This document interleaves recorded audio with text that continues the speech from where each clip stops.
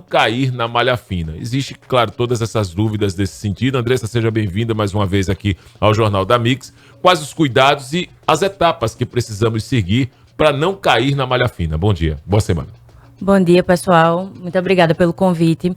Pois é, Viderlan, a gente precisa ter alguns cuidados com relação principalmente a que tipo de despesas educacionais. Porque quando a gente pensa em despesas educacionais, a gente pensa, falando ali de um dependente, tudo aquilo que a gente paga, né? Então, a escolinha de informática, a escolinha de inglês, de repente um esporte, uma aula de canto, e isso não entra.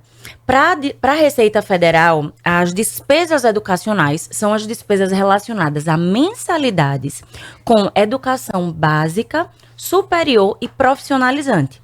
Então, se a gente pensar, escola, tanto o ensino o pré-escolar, quanto o ensino básico, o ensino médio, quanto a faculdade, a pós-graduação, cursos técnicos, tudo isso pode sim ser deduzido, tanto para o declarante quanto para os seus dependentes. É claro que existem algumas limitações aí, né, de dedutibilidade desse imposto a pagar ou da restituição a receber, porque existe um limite legal mesmo. Hoje, nesse ano de 2026, onde a gente está declarando as despesas de 2025, o limite para dedução por pessoa, ou seja, se você tem, por exemplo, 2 dependentes, se você também tem alguma despesa educacional, vão ser 3 vezes esse limite, que é o limite de R$ 3.561,50 por pessoa ali naquela declaração. Então, a sugestão que se dá, primeiro, entender se todas essas despesas realmente podem ser declaradas ali como despesas educacionais. E segundo, prestar muita atenção aos valores. Quando a gente fala de, principalmente escolas, instituições de ensino superior, anualmente elas proporcionam ali uma declaração de quitação anual.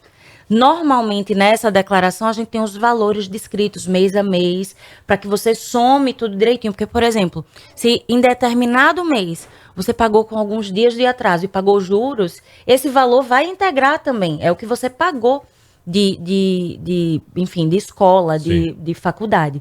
Então, é importante pegar essa certidão de quitação, nessa declaração de quitação, e bater esses valores para não ter problema, porque a malha fina, o que é que ela é? Ela é o cruzamento das informações que serão enviadas pelas instituições, cruzadas com as declarações que você prestar. Uhum. Se essa informação por algum centavo ali não bater, você vai ser chamado a prestar esclarecimentos. Por isso que tem que ter toda a documentação guardada, né? Consequentemente, isso é importante. Vamos descrever aqui o que é que pode ser dedutível, tá? Educação infantil, despesa com creche e pré-escola.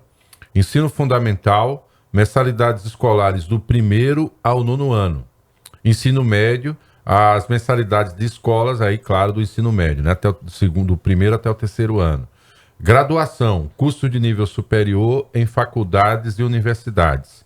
Pós-graduação, especialização, mestrado e doutorado.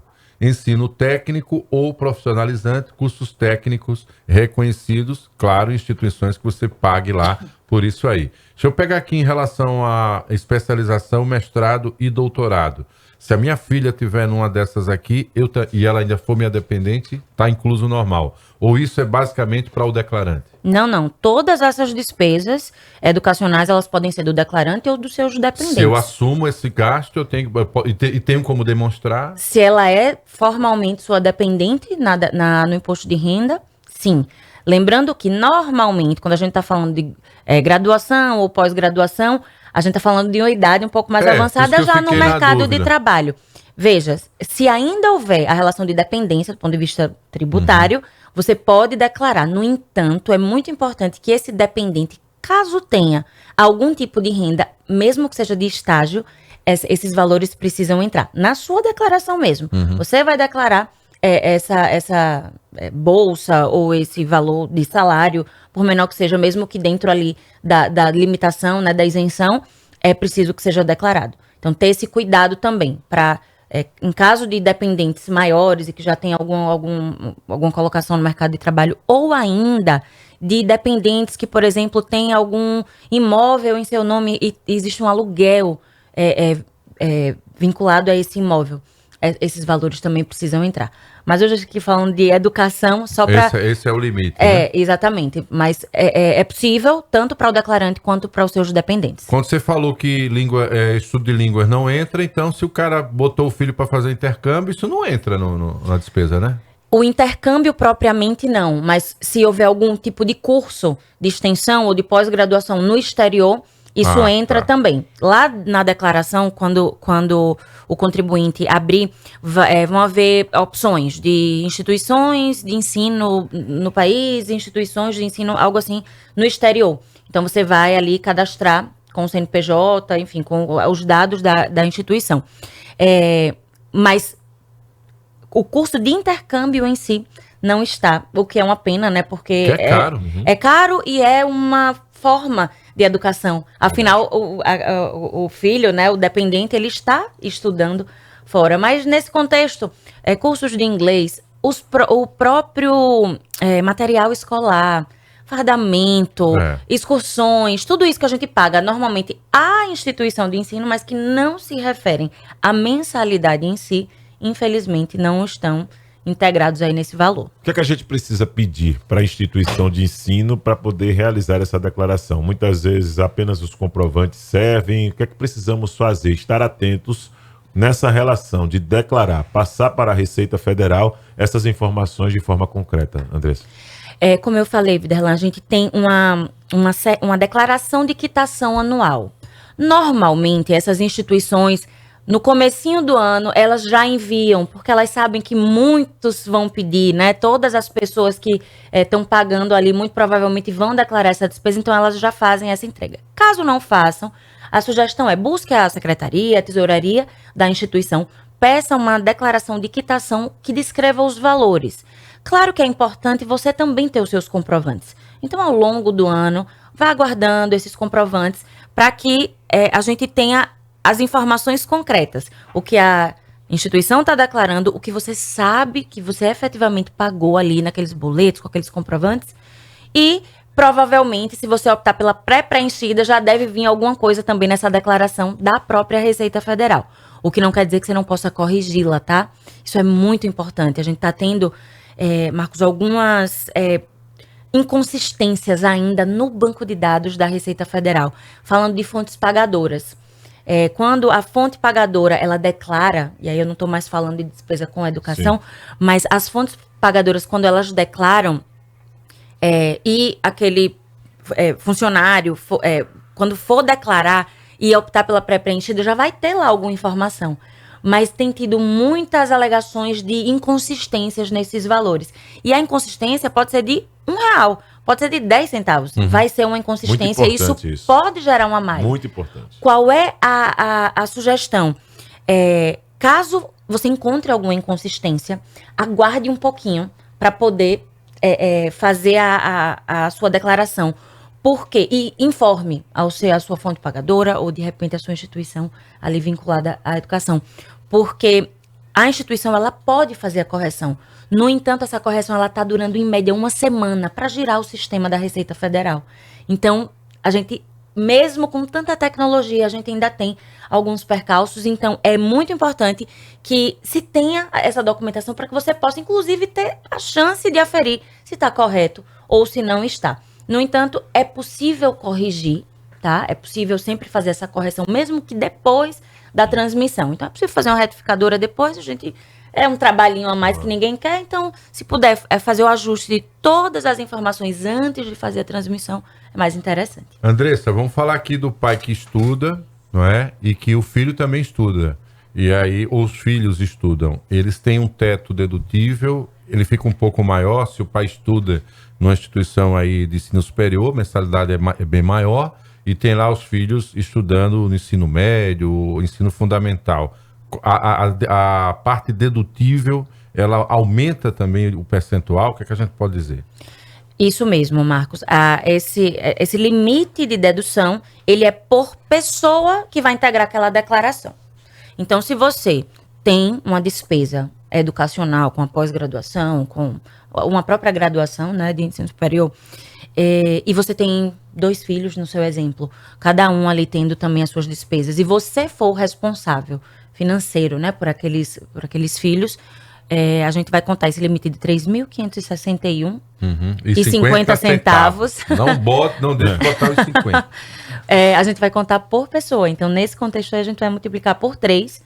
E esse limite aí de dedução vai triplicar. Vai ficar um pouco maior, desde que seja devidamente comprovado, né? Com essas certidões de quitação, os dados lá também da escola e, no caso, faculdade, no caso do pai, entra também nessa conta, tá? Tudo isso, gente, são regras que já existem há algum tempo e que a gente trouxe a Andressa porque é onde aparecem mais problemas também dessas inconsistências, às vezes, de informação, né? Então é fundamental que isso venha a acontecer.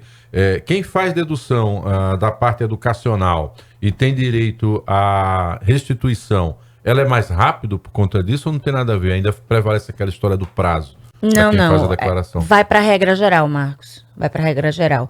A gente tem aquelas limitações acima de 80 anos, depois acima de 60, autismo professores. Já entra. Meu filho é autista, é um dos casos prioritários, não sabe ainda, né? Não. Você diz o quê? Da dedução? Se um dos filhos for autista, não, caso para restituir, depois que declara. Sim. Se for existe a preferência também. E deixa eu só me permita puxar um gancho com relação a crianças, enfim, crianças e adolescentes com TEA, dentro do espectro autista. Existe um trabalho que está sendo feito, né, por nós tributaristas, do ponto de vista de, no caso dessas crianças com autismo, essa despesa educacional, essa despesa com mensalidades escolares, ela pode, infelizmente ainda apenas judicialmente, mas ela pode ser reconhecida do ponto de vista de reenquadramento tributário como despesa com saúde.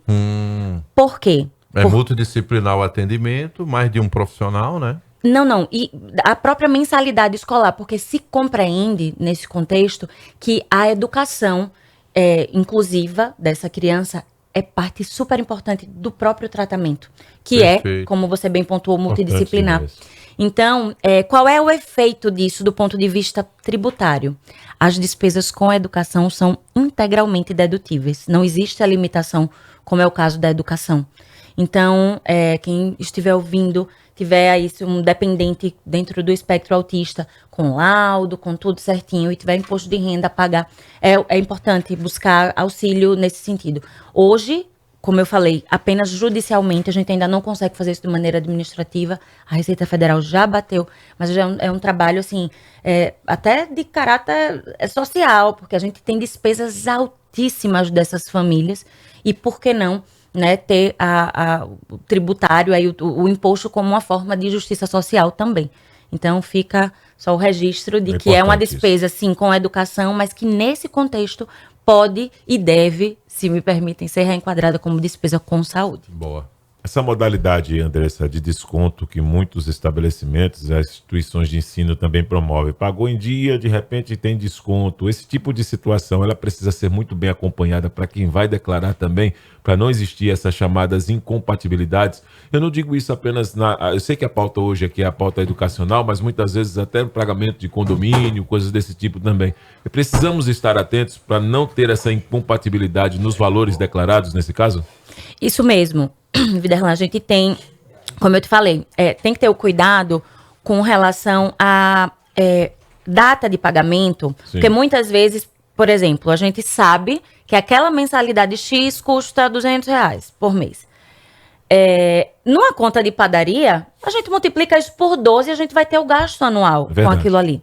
No entanto, se em determinado mês você viajou ou não estava aqui na data, não pagou na data certinha, esqueceu, ou enfim, a grana estava curta e não conseguiu pagar naquele prazo e teve uns juros, esses juros precisam ser contabilizados também.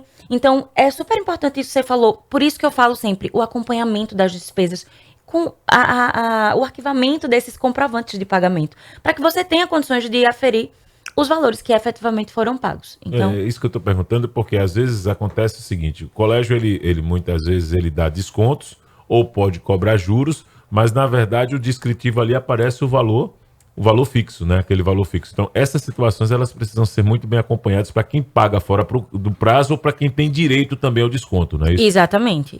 Então, para efeito de imposto de renda, o que vai ser contabilizado é o que você efetivamente pagou. Então, se você teve um desconto, vai ser um valorzinho menor. Se você teve uns juros, aí vai ser um pouquinho maior. Maravilha. Bom demais. Muito bem, vamos para um rápido intervalo comercial, agradecendo a Andressa Targino, advogada especialista em direito tributário, deverá voltar por conta do modo didático com que fala e também porque a gente está vivendo esse momento tão especial que é o momento aí de declaração do imposto de renda. Tudo para tentar te ajudar. Se você achar que essa pauta que envolve o TEA merece uma discussão própria, articule para voltar. Sempre porque merece. aumentou o número de diagnósticos, né? Creio que a gente está atingindo muitos pais que vivam também essa realidade. Então, sempre um prazer reencontrá-la. Boa semana para você, Andressa. Muito obrigada, pessoal. Sempre uma satisfação. Até logo, Andressa. Valeu. 7h41. Vamos para um rápido intervalo. Eu lembro que nós